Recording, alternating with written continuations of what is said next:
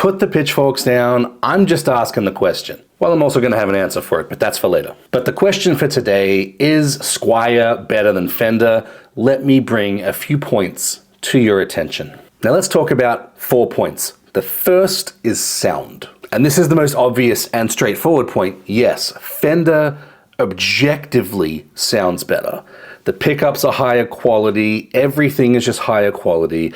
It will sound a lot better. Any Fender, pretty much, will sound a lot better than a stock Squier. Now let's move on to point 2, build quality. And honestly, this is where I see some recent changes. Fender has actually dropped back a little bit, especially on their lower priced Mexican instruments, and Squier has been getting better and better and better, even on their super lower priced new Sonic range, the Affinity series, going up to the Classic Vibe and the higher end range. I think a great way to explain the build quality differences is I really do think a lot of the time, the build quality on both Fenders and Squiers are really at the same level, but Squiers are more likely to have blemishes or sharp fret ends or things you might need to fix out of the box. And it really just is that, more likely. I've seen it more often with Squiers, but honestly, I have played so many Squiers over the past 10 years that maybe 2 or 3, I would say, have had a serious issue that I couldn't fix in maybe 10 minutes. To point number 3, and that is price. Yes, Squiers are cheaper, Fenders are more expensive, but Fender's range just keeps going up and up and up and up. Now, to preface, one thing I actually really love about Fender and Squier is that they have a budget for anybody, a budget for anything. And it's kind of insane that they have that many. But not only does it complicate the range for someone who's just new to buying a guitar and wants to buy something pretty simple, but it also means that to cut costs on the American-made instruments and the Mexican, they've got to cut quality. And that's where you get the quality issues that I was talking about before. But let's talk some prices. The base model Fender is the Player Series, the Mexican-made Strat and Tele and Jaguar and all of that kind of stuff.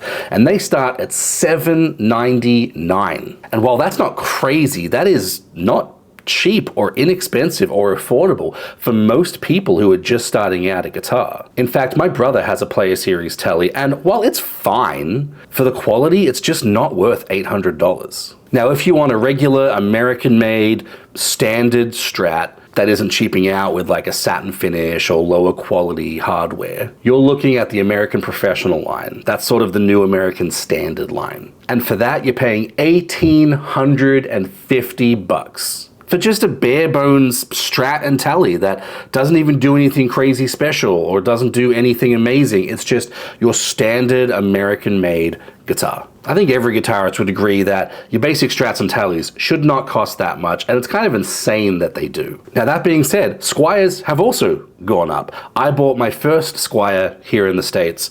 It was an Affinity Strat. It was $179, and now they're up to like $230, $250, something like that, right? So Squiers have definitely gone up, but the most expensive Squier I could find at Sweetwater was $500. And that was a super special edition, like some famous dude I've never heard of, right? And the best thing is, for $500, you're getting specs and features that are available on Strats that are over $2,000. So yes, they may not be as high quality parts, but the features that you're getting are pretty amazing for the price. So to sum up, way better value for money, especially for what you're getting. And now for the potential nail in the coffin for Fender, and that is range. Let's talk about Fender's range for a second. I just praised Fender and Squier for having guitars at every single price range.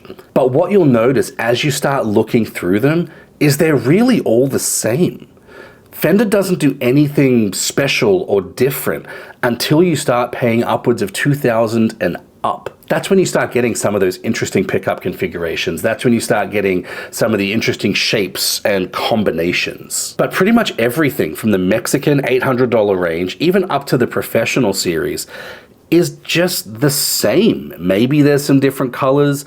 Maybe there's like a satin finish versus a gloss. But for the most part, they're just basic Strats and Teles. Now, Squier, on the other hand, they are bold. They are having some fun with what you are doing, and you can see it in just their range. They want to take risks with their paranormal or their contemporary series. But then they also have really good quality basic classic vibes, which give you that same kind of feel as a Fender, but in a classic style. Do you want a thin line Tele with humbuckers? $449. Do you want an offset with Tele electronics and a P90? $499. How about a 6-string jazz bass? $329. What? Or how about a super inexpensive Strat in the most pretentious of all colors, Tahitian Coral? $199. $199. Or an ugly green Telecaster with a taut pickguard and one humbucker? Sure, if that's your thing, $449. And then whatever this thing is, $429. And I don't even know what to say about this monstrosity. And like I mentioned, all of these are in addition, not in replacement, addition to your basic Fiesta Red Strats, your Sunburst Teles, your Shell Pink offsets, just the normal stuff that most people are going to buy. My point is that Fender is terrified of taking a risk because every guitar they make, especially with where the prices are now, is an investment. They just can't afford to risk making an ugly guitar that 5 people are going to buy for over $2,000 when Squier is doing it for $500 and really without that many sacrifices. Now don't get me wrong, I love my American Standard Strat and my American Standard Tele, but I bought these 10 years ago when they were only $1,200, and the quality difference from Fender to Squier back then was a lot more than it is right now. And if an American Fender is going to cost upwards of $2,000, they better not be getting schooled by a PRS Silver Sky SE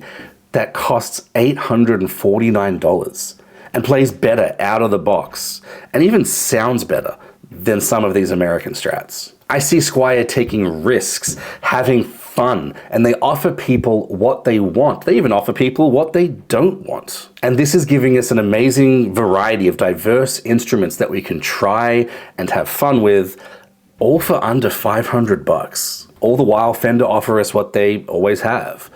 Basic instruments that are becoming overpriced because they're terrified of breaking tradition and making a bunch of guitar nerds upset.